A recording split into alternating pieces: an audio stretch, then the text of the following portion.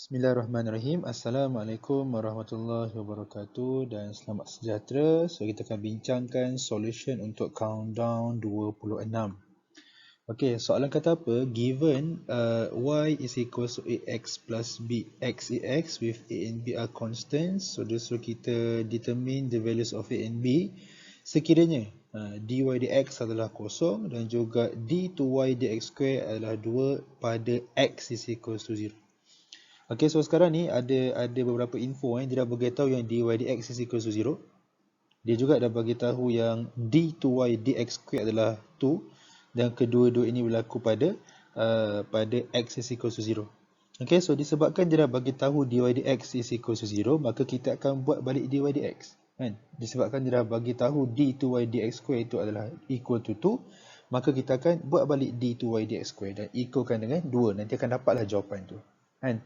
Dan basically kita perlu cari dua nilai A dan juga B. Kalau perlu cari dua nilai, kita perlukan dua equations.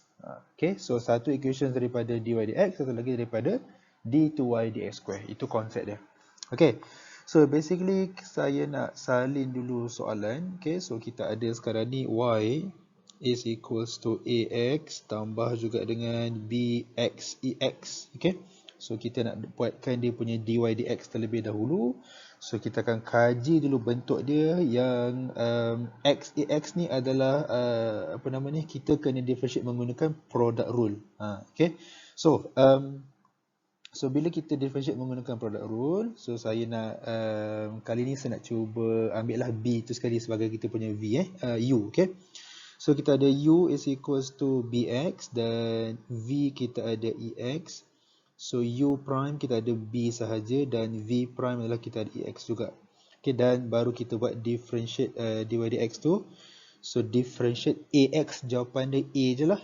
Okay, dan differentiatekan bx ex tu kita akan terus masuk menggunakan product rule. So kita ada bx ex tambah juga dengan u v prime plus v prime. So kita ada b ex.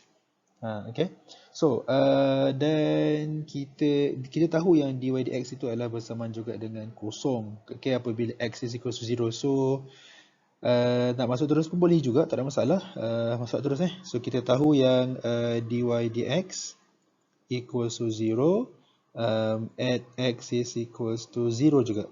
So kita ada a tambah juga dengan b darab kosong e kuasa kosong tambah b e kuasa kosong is equals to 0. Okay, so basically dalam situasi ni kita akan dapat a tambah b is equals to 0. Dalam arti kata lain, a adalah is equals to negative b. Dah nampak mudah sikit lah. Okay, so kita ada satu lagi info yang kita belum guna, iaitu d to y dx square. So daripada kita punya dy dx, so kita ada dy dx sekarang ni, kita ada a tambah saya nak faktorkan b. Nak faktor ke tak nak? Tak payahlah faktor, biar je macam tu. Okay, so kita ada a bx ex tambah b ex. So kita akan buat differentiation yang kedua. So d to y dx square. Okay, so differentiate a, kita akan dapat kosong. Okay, fine lah, tulislah nak nampak punya proses tu. So differentiatekan bx ax. So kita nak cuba highlightkan kat sini. Untuk kita differentiatekan bx ax ni kan, jangan buat another product rule sebab dia dah ada pada sebelumnya. Tu kalau korang nampak lah kan, kita dah buat dah tadi, ini kan sama kan. So kita akan ambil je balik kat sini. Tak payah buat another product rule lah. Okay, kita boleh ambil sebab dah ada. Okay, so yang mana differentiate ini, jawapan dia adalah bx ex tambah bex. Okay, dan bila kita differentiatekan bex tu, maka kita akan dapat dia sebagai bex juga. Okay, fine. So sekarang ni apa yang kita perlu buat adalah kita akan equalkan d to y dx square is equals to 2 pada x is equals to 0. So kita ada b darab juga dengan kesemua x akan jadi kosong tambah b e kuasa kosong tambah juga dengan b e kuasa kosong, and this one is equals to 2 lah. Okay, So basically sekarang ni kita akan dapat yang sini kita akan dapat B dan sini pun akan dapat B juga, sama juga dengan 2. So kita ada 2B is equals to B is equals to 2, sorry, dan B is equals to 1. So kalau B is equals to 1, bererti kita punya A dia akan the other way around lah, dia akan terbalik lah, sebab A adalah sama juga dengan negatif B. Okay, so bila kita masukkan balik dekat situ, so kita akan dapat kita punya jawapan dari itu. So when B is equals to 1, berarti so kita akan masukkan balik. So when B is equals to 1, so kita punya A adalah negatif 1 lah kan, sebab B tu adalah 1, dia adalah negatif. Okay, so sekarang ni kita ada 6 markah. So kita tengok kat mana markah akan diberikan. Okay, so lebih kurang lah taklah tepat. Okay, so yang pertama sekali saya yakin markah untuk product rule ni mesti ada kan. Markah kita tahu kita perlu menggunakan product rule.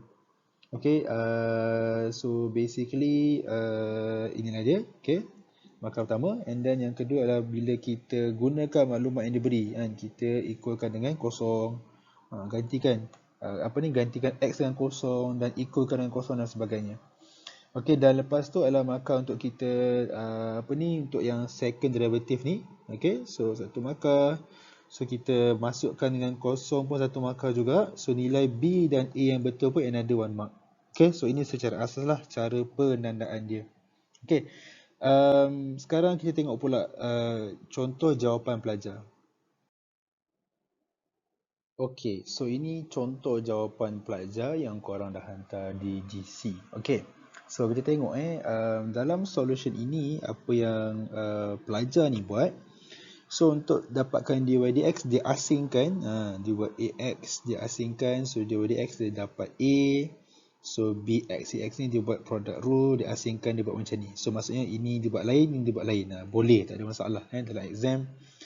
Boleh diterima. So markah pertama akan diberi bila saya nampak yang adalah product rule tu kan. So dapatlah, deserve lah So basically saya nak bagi markah kat sini satu markah. Okay, sebab ada buat product rule. Lepas tu baru di peringkat yang ini dia combinekan kedua-duanya dah dapatlah dy dx. So dy dx dia betul lah. Okay, so dan dia terus buat second derivative dekat sini, d2y dx square. Dia tahu differentiate a adalah kosong. Dan ini disebabkan dia faktorkan dia. So so yang ini kan sebab ni dia faktorkan kan. So dia buat another product rule. Okay, boleh je, tak ada masalah pun. Okay, so bila dia buat another product rule, kita boleh bagi satu markah juga sebenarnya. Okay, so untuk dapatkan second derivative tu. So lepas dia dapatkan second derivative, lepas tu dia masukkan x dengan kosong dekat sini. Dia tahu dah. Dan dia equalkan second derivative sama juga dengan 2. Ini boleh dapat satu markah. Dan terus dapat nilai B iaitu 1. Okay, sekarang dah 4 markah dah, lagi 3. So and then yang mana dia akan lagi 3 pula lah, lagi 2 lah sebab 6 je kan. So dia kembali kepada second first derivative yang dy dx tu, dia ambil balik yang ini. Yang ini yang atas ni. Okay, so dia masukkan x kosong, okay, dan juga equalkan dengan kosong. So ini bolehlah satu markah dan final answer A yang betul iaitu negatif 1. Okay, so solution yang buat separately and then combine, okay, tapi saya boleh nampak, boleh baca, boleh follow. So this one should be accepted lah. Okay, so this one akan dapat 6/6.